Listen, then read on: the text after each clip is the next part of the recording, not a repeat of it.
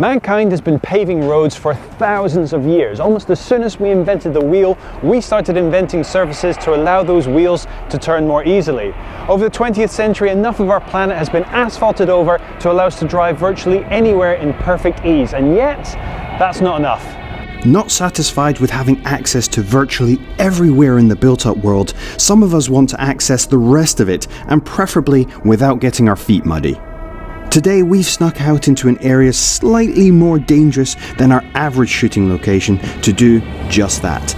I want to leave behind the world of roads and rules and comfort for an opportunity to carve my own path across some landscape that is meant to challenge some of the most capable cars out there.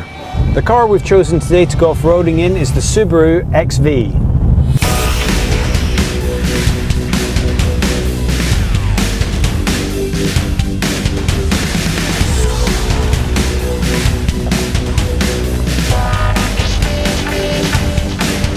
Now, of course, most people who buy this won't be taking it off-road. It is, however, a pretty capable little vehicle. And I actually really love it. This is the top of the line at 25 grand, and I think you're getting a hell of a bargain. Now, most people who would buy this car probably wouldn't take it off-road, and it certainly doesn't have any of the fancy hill descent control or adaptive terrain controls that a modern Land Rover product might have. But it's got a torquey engine and a driver behind the wheel who's been off-roading a couple of times. It's a Subaru with all-wheel drive. If it can't handle some off-road, I might not be as enthused. We've come out to the Salisbury Plains to have a bit of a play around. It's a massive area, not too far from where they test out artillery and tanks. So the area is pretty dug up and quite rough. And there's some nice little obstacles here to get our teeth stuck into, or rather our tires if you prefer. Let's see just how far we can push this thing. It's not going to be the worst off-roading terrain ever presented to a car, but we should be able to have some fun.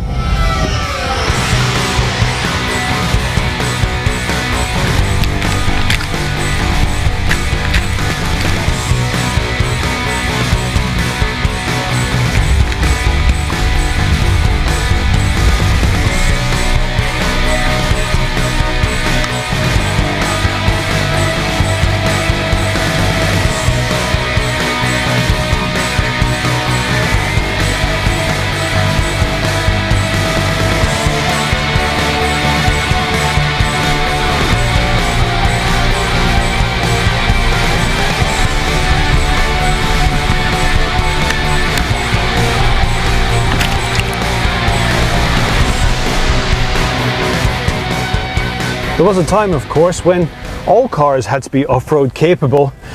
Think of the Model T and the terrain that had to traverse just on a daily basis. Now, obviously, we have plenty of roads now and cars don't need to be able to do this. But isn't it nice that they can?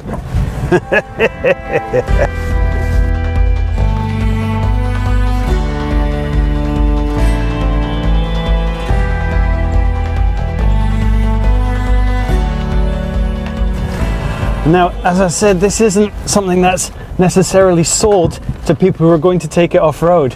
But that doesn't mean that it shouldn't be able to. See?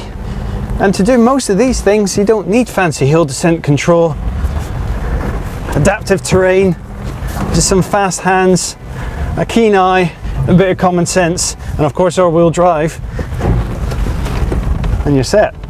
Drive down any road in any city and you'll spot car after car with the ability to tackle mud and snow or traverse small rivers if needed, but most of these cars will never even see anything more threatening than a deep puddle.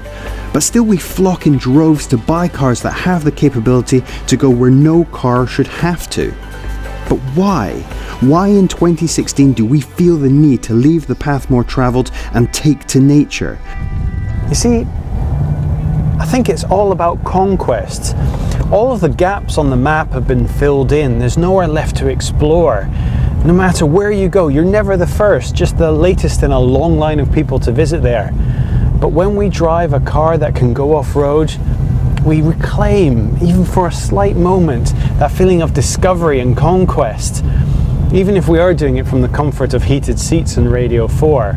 We feel unbound and unrestricted, not confined to the white lines of our road or even the natural obstacles in nature. We truly experienced that freedom we were promised when we first got our driver's license.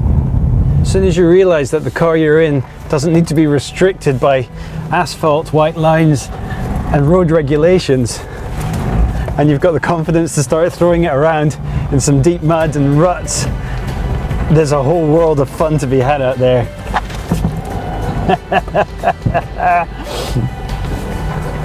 Big, slidey, muddy fun.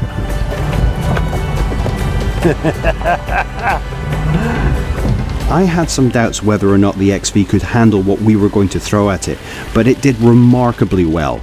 Today we've thrown steep ascents, steep descents, ruts, hills, deep puddles up to small lakes, and a lot of mud at this car.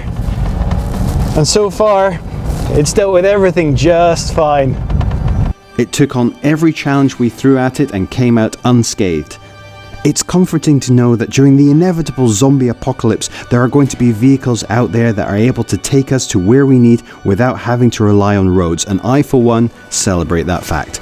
Of course, for almost all of us, almost all of the time, having the ability to traverse terrain like this is completely redundant. But a primal side of us, the same part that keeps a torch in the house and some wellies by the door, urges us to be prepared for any journey, under any circumstance, and with cars like the Subaru XV we can do just that.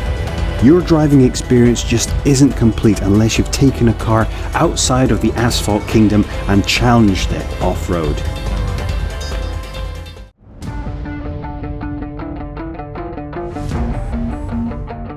Hi and welcome to another entry into our Defender Diaries. Now here at XCAR our long-termer is this, our Defender pickup truck. But to use it properly, you need some lessons. It's not like modern Land Rover products with bells and whistles, automatic gearboxes, hill descent control, nothing like that. This is a fully analog manual beast. To use it properly, we've come here to Eastney, to the Land Rover Experience, where we're going to be taught exactly how to use this car as it was meant.